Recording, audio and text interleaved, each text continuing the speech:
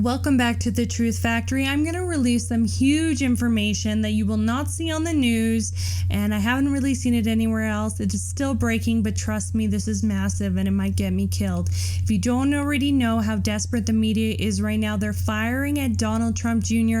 because allegedly during the election he talked to someone from Russia.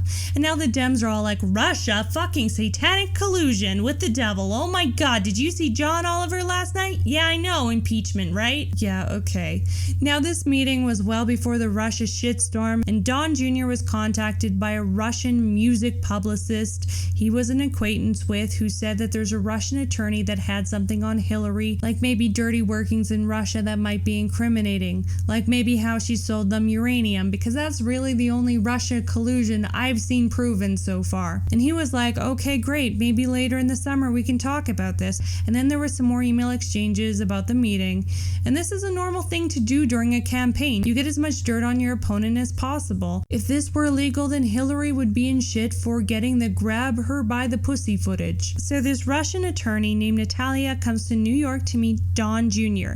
And the meeting was only like 20 minutes, and Don Jr. and Jared Kushner showed up, and it was like a bait and switch because they ended up talking about the Magnitsky Act, which is super interesting but not relevant at all, and it wasn't to this meeting either. So after about 20 minutes they left this nonsensical meeting feeling kind of frustrated, as it was a complete waste of their time. Even the music publicist apologized on the way out for it being a big old nothing burger.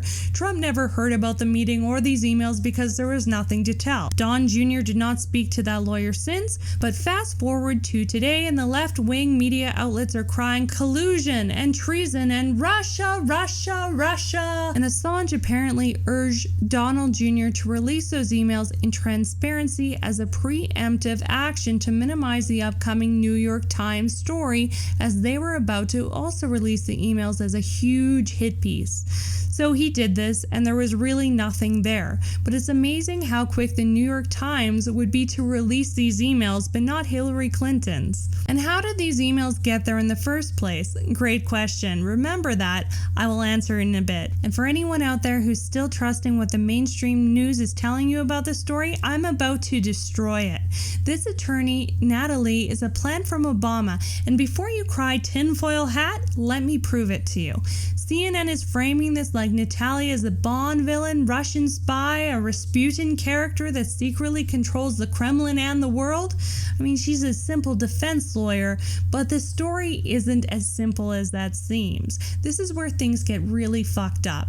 Natalia worked on a lawsuit that involved a firm called Fusion GPS for more than 2 years. Fusion GPS, which according to public reports was retained by Democratic operatives to develop opposition research on the president, and is responsible for the infamous and discredited Trump dossier funded by the DNC. Is that a coincidence? Well, here are some anti-Trump pictures on her Facebook. We'll do like a little slideshow. Oh, look at all these anti-Trump protests that she enjoys. Okay. What the fuck is this? She took a picture inside of John McCain's office with John McCain?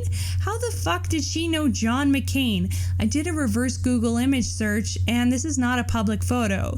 She took this photo in his office in 2015. McCain, who is friends with Soros and has accepted hundreds of thousands of dollars from him for his projects.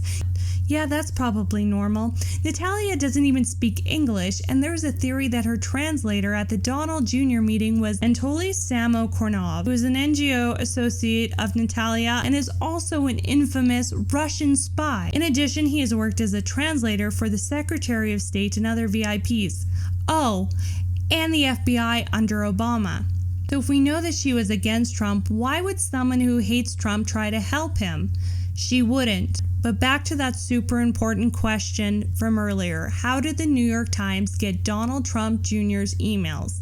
The answer is as part of her surveillance against Trump email servers. But wow, doesn't that sound super illegal and unconstitutional? Why was this surveillance even permitted? Well, do you remember when Trump tweeted about Obama having Trump Towers tapped?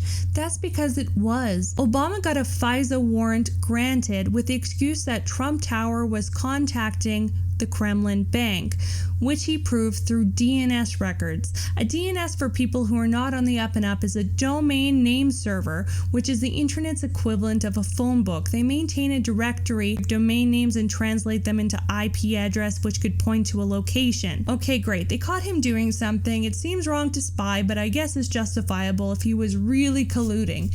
Nope, because that DNS was falsified by the Department of Homeland Security. The emerging enormous story here is that the entire thing was cooked up illegally by the Obama administration to justify their FISA warrant and illegally monitor the Trumps and pass that information on to the DNC and the media. And now, because apparently I don't value living enough, I'm going to expose the name of the DNS altering computer geniuses who go by the alias of Tea Leaves, the leader of which is named April Lorenzen. Who the fuck is April Lorenzen, you might ask? Oh, you haven't heard of her? Don't worry, there is a large-scale online suppression effort to keep people from discovering this information and to keep April Lorenzen and her co-contractors from having to explain themselves. If this is the first time you are hearing about April, then it's likely because the suppression effort has so far been successful. But let's change that. I will post a link of proof of this collusion in my description, even though you have to be super techie to follow it, and I barely understand it myself. If all of this is confusing, here's a quick summary one more time. Don Jr. is contacted by promoter Rob Goldstone, who claims a Russian rep has dirt on Hillary Rodham Clinton. Don Jr. agrees to the meeting. The rep was actually Natalia, with no government connection whatsoever, who had worked with Fusion GPS, who was responsible for the Trump dossier. Natalia has a plan to entrap Don Jr. New York Times gets these leaked emails through the NSA and CIA because they had the FISA warrants. The FISA warrants were granted through the Trump Tower connecting the Kremlin bank, proved by DNS records. Those DNS records were faked by Tea Leaves. The deep state is fucking deep. I'm gonna end up in a river valley face down. Have a great night. Meow. And now there's someone at my door about to kill me. Fuck.